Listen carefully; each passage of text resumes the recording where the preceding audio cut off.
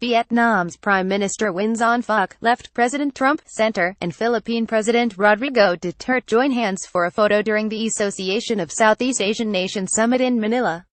WatsonAFPGetty Images Manila. As his first official trip to Asia neared its end Monday, President Trump had yet to utter a word about the military campaign against the Rohingya Muslim ethnic minority in Burma, which the United Nations top human rights official has called a textbook example of ethnic cleansing.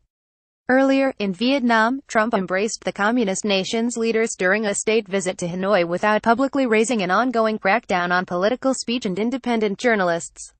In Beijing, he praised Chinese leader Xi Jinping, who oversees an authoritarian system that sharply limits press freedoms, as a very special man. And here in Manila, human rights issues were barely discussed, if at all, in Trump's first meeting with Philippine President Rodrigo Duterte, who has garnered worldwide condemnation for waging a bloody, extrajudicial drug war that has killed thousands, shot either in police raids or targeted by hitmen, often after being named by police. Some of the victims have been children. Throughout his 12-day, five-nation trip in Asia, Trump focused primarily on tough talk about trade, terrorism and North Korea's nuclear program, while saying little about chronic human rights abuses in a region that is home to some of the world's most brutal authoritarian regimes.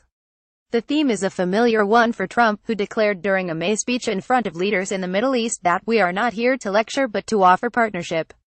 Russian President Vladimir Putin left, and President Trump talk as they arrive for a photo session at the opening of the Asia-Pacific Economic Cooperation APEC Summit in Da Nang, Vietnam, on Saturday. Unlike President Barack Obama, who canceled a bilateral meeting with Duterte last year, Trump joined the Philippine strongman in raising glasses in a toast at the start of the Association of Southeast Asian Nations Summit in Manila over the weekend. The two men appeared at ease as they posed for photographs with other leaders wearing traditional Barong Tagalog shirts. "We've had a great relationship," Trump told reporters as he sat with Duterte at the start of the gathering. "This has been very successful." As Trump pivoted to talking about the nice weather in Manila, Duterte cut off American reporters who tried to press Trump on human rights. Whoa, he protested. "This is not a press statement. This is the bilateral meeting." Duterte at one point called reporters spies, prompting Trump to laugh. A spokesman for Duterte said after the meeting that human rights did not come up, although the Philippine leader did talk about his efforts against the drug menace. White House Press Secretary Sarah Huckabee Sanders said human rights came up briefly in the context of the Philippines' drug war. She did not elaborate. On two occasions, Trump declined to answer shouted questions from reporters about whether he had pressed Duterte on human rights. President Trump left shows the way to Chinese President Xi Jinping on stage during a business event at the Great Hall of the People in Beijing. Andy Wong Gop, "I have a sense that he is not going to address human rights, largely because he is trying to build a relationship with Duterte," said James Zarsadias, director of the Yuchengco Philippine Studies program at the University of San Francisco. "This 10-day trip is about building alliances in response to North Korea." White House aides said Trump routinely brings up human rights in his private conversations with world leaders, and in a couple of notable instances he has addressed the matter in public on his Asia trip.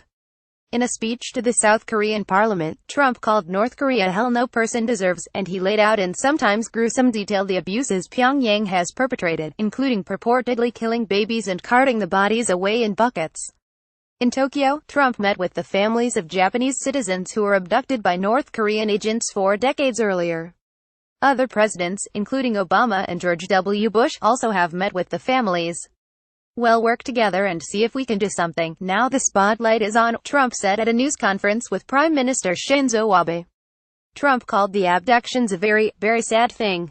In Beijing, Trump personally asked Xi to help resolve the case of 3 UCLA men's basketball players who were arrested for allegedly shoplifting while in Hangzhou for a tournament last week, according to people familiar with the situation.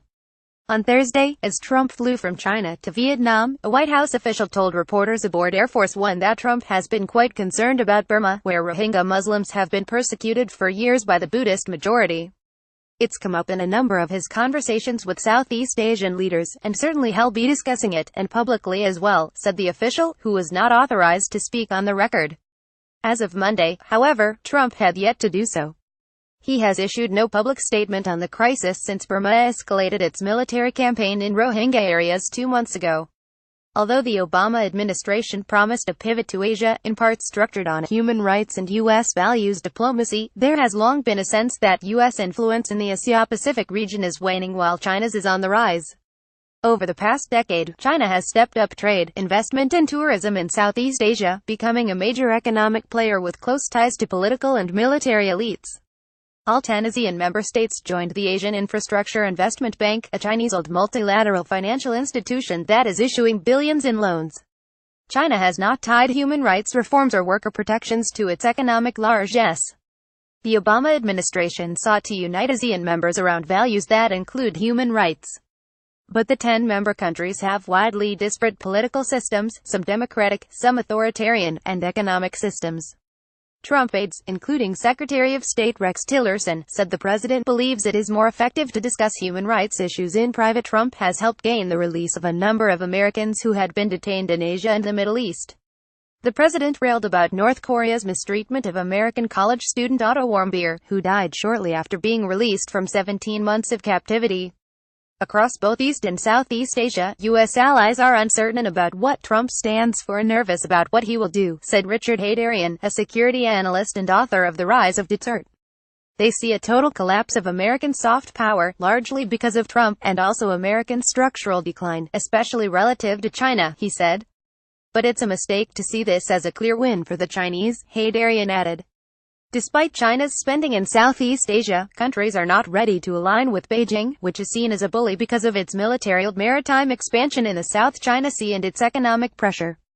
Absent a clear leader in the region, middle power countries, including Japan, Australia and India, are stepping up their own diplomacy. Trump was scheduled to meet with leaders from each of those countries Monday amid talk that they would form a quad of powers to help hedge against China in the Indo-Pacific.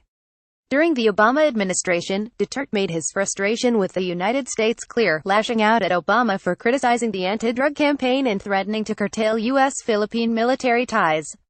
Duterte announced that he wanted a divorce from the United States and planned to align himself with China's ideological flow. China, in turn, promised money for major infrastructure projects and military upgrades. Trump has taken a markedly warmer approach than Obama did. In a private phone call in April that focused mostly on North Korea, Trump praised Duterte for doing an unbelievable job in combating the illicit drug trade and invited Duterte to visit the White House, according to details of the conversation first revealed in detail in May by The Washington Post. And despite protests against Trump here in Manila during his visit, a majority of Filipinos are more comfortable with the United States than with China and are certainly not prepared to cast their lot with Beijing alone. Duterte's administration has continued to work with the United States on a range of issues and still takes money for counter-narcotics work, police training and other items. In the run-up to Trump's visit, Duterte struck an almost conciliatory tone. The upshot is that U.S. influence in the Philippines remains strong and Trump probably would have the political capital to nudge Duterte on the drug war if he chose to do so, experts said. The credibility of the U.S. is at stake because of Trump's unsophisticated ways in diplomacy, said Zarsadias, the Philippine Studies director. In the grand scheme of things, in Asia, there is still this sense that the U.S. is an arbiter of justice. Time will tell whether Trump will follow the lead of congressional leaders, of the UN, of Amnesty International, and stand behind what are seen as American principles.